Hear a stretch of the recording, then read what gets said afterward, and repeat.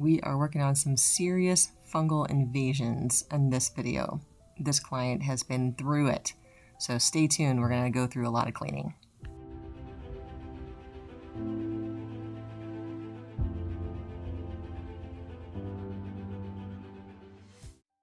Welcome back, everybody. This is Rachel, aka the Nail Therapist. Today we're looking at my client's monthly debridement, which is absolutely critical for healing fungal nails. If you like this content, please hit that subscribe button. So this client's been through it. She's had this nail fungus for over 20 years. She's been dealing with it. It's mostly on her right foot here, and there's a little bit on her left now.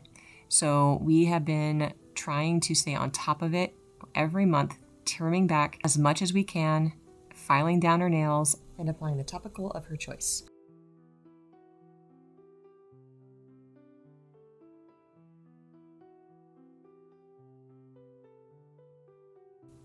So the first step I do here is just trimming back the length of the nail and also cutting down the height of the nail if I can. This just saves me some time later with the e-filing when I have to go back and reduce the height of the nail. I just think it's so interesting that after 20 years of having 4 of her nails on this foot infected, this middle toe remains healthy. It's just saying, nope, not me, you aren't gonna get me. And I just think that's interesting. Everyone always thinks that nail fungus is so contagious. But if this little toe that's surrounded by nail fungus hasn't been infected after 20 years, it's not as contagious as we think, maybe. I think there just has to be the right opportunity, and then it can spread. But I just find that interesting that one toenail is just hanging out all by itself, just completely healthy. Okay, you might be wondering what all this red stuff is. It's polish. She put on polish after her last pedicure, and so normally I don't polish over fungal nails, but I will talk to you about why I allow it with her because of the product that she's putting on top of her fungus. So we'll talk about that a little bit later.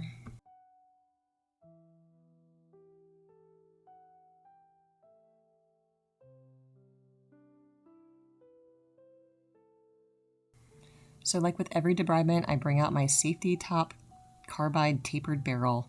This protects the cuticle edge because there are no teeth on the top of the barrel. It's just a smooth top. And the carbide is a lot more effective at reducing the height quickly than like a diamond bit. I prefer this to a ceramic bit as well. I have had 0 people tell me that heat buildup is an issue with this one. I just find it to be easier to handle. It's smoother. It's just me. So we're going to go through all of her toes that have the infection and take down as much of the height as we can.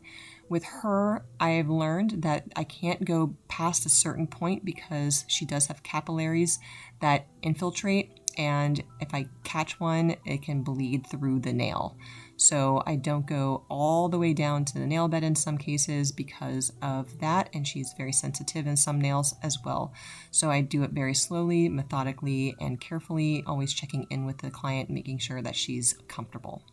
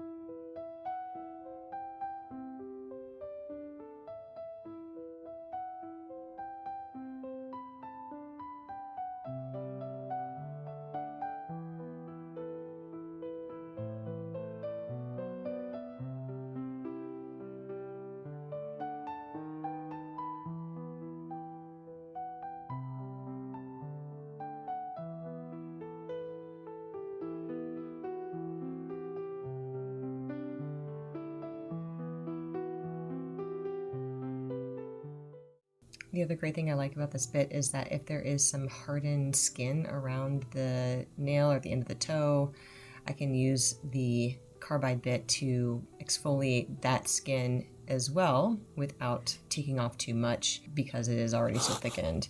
And then that saves me some time later when I come back to do the bottom of the foot exfoliation.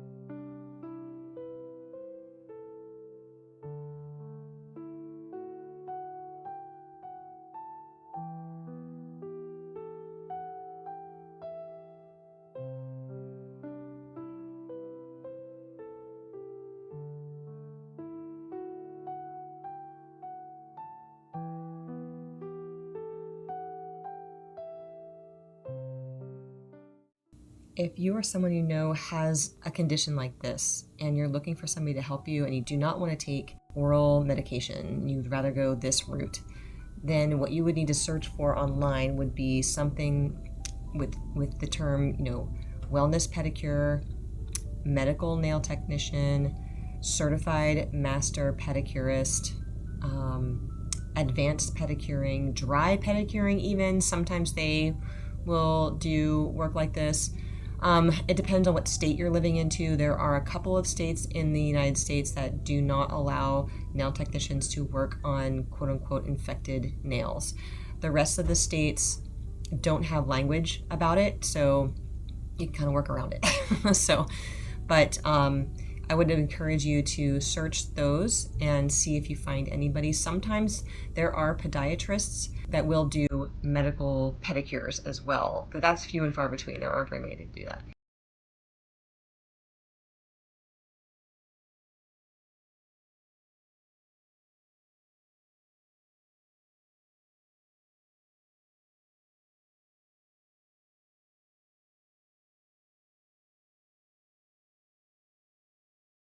If you're somebody who's looking to do this type of work and you want more specific information about how to work with this type of nail condition, I would encourage you to check out my online course. It's right here at Revive Nail Academy. Send me an email if you want some more information or just to talk with me about it. I'm happy to do so. There are plenty of states that allow this, and it is something that is desperately needed in the population. So I encourage you to look into it.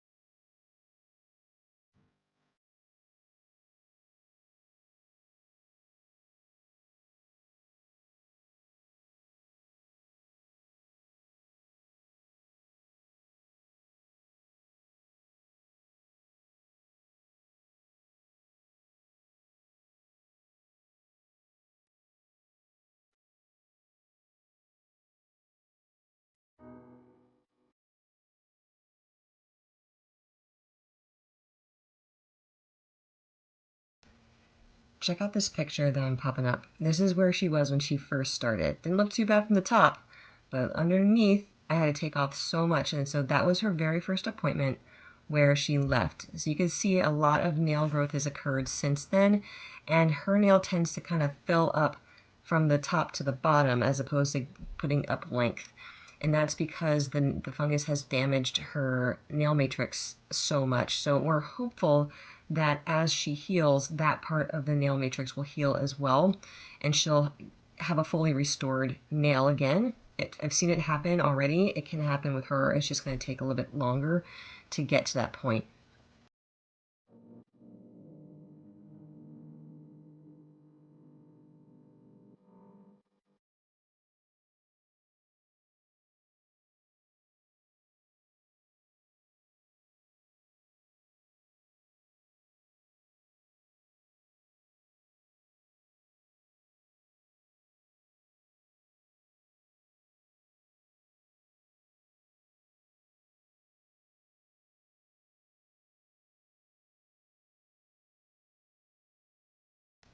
Okay, so let's talk about what this topical is that I'm using.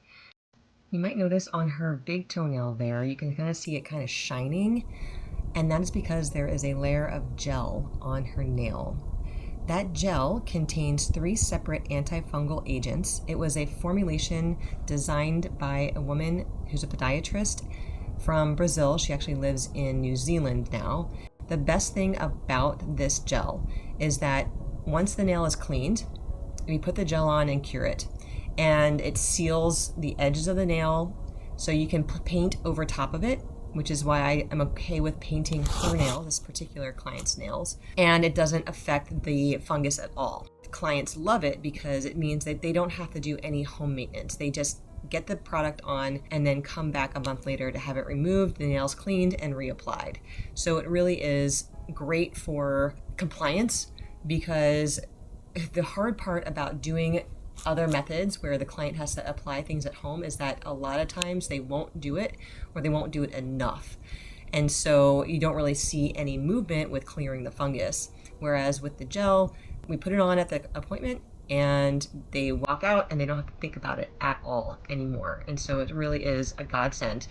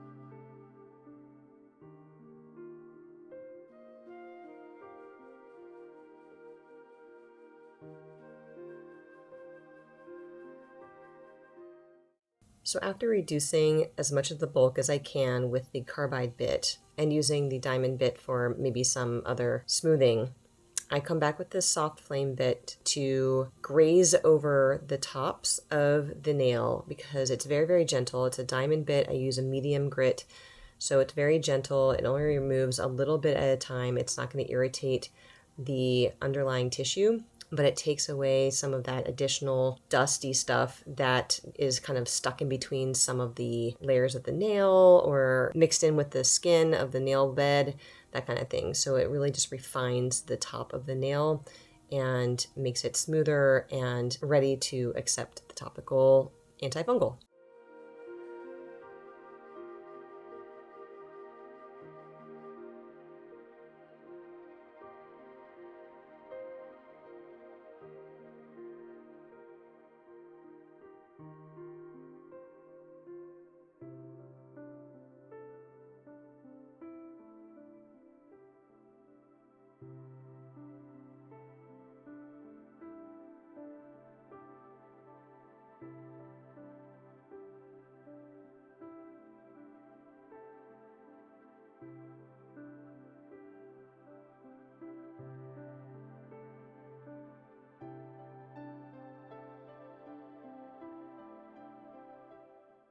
So I'm not really sure what's happening at the tip of this nail. It is thickened, so there's potentially something brewing in there. We're keeping an eye on it. I'm just clipping it back for now and gonna keep an eye on it. She says it's been like that for a long time. It could just be damage. So we're just gonna see and play it sort of one appointment at a time. But so far it hasn't really changed in the year that she's been coming to see me.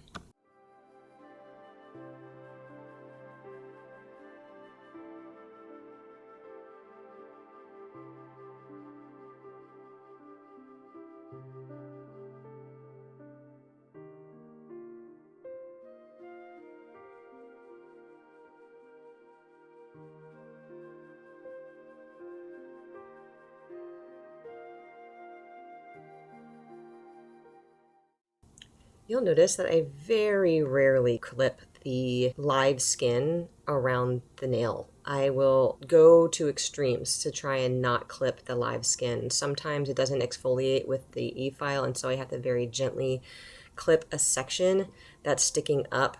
But I'm not one of those nail techs that goes in and just like takes away all this live skin. When I see that, and I just can't. So what I'm doing is taking away all of the remaining cuticle that I couldn't remove with the e-file.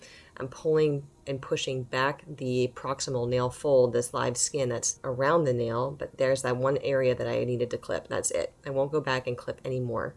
So I just encourage you to stay away from nail techs that feel like they need to clip away all of the live skin.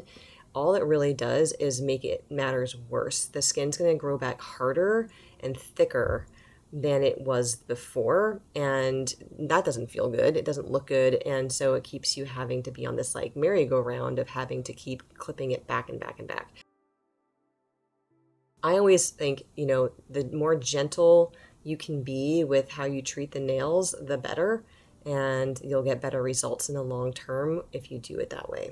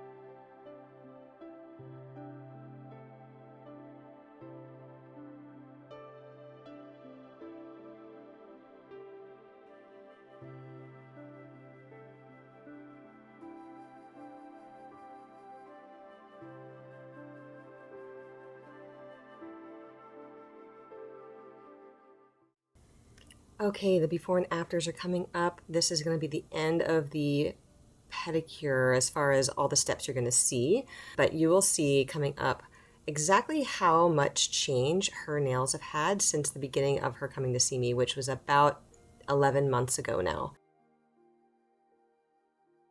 Okay, so this is how she came in today on the one foot and how she left. Another close-up. And this is her other foot and how she came in today and how she left.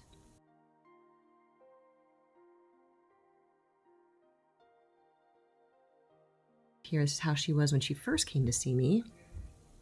And then check out the shape of the nails. You can see it's wider and more filled in on both of those nails. So we're getting there. Thank you all so much for watching. I hope you have a wonderful day. Please like and subscribe, and I'll see you next time. Bye!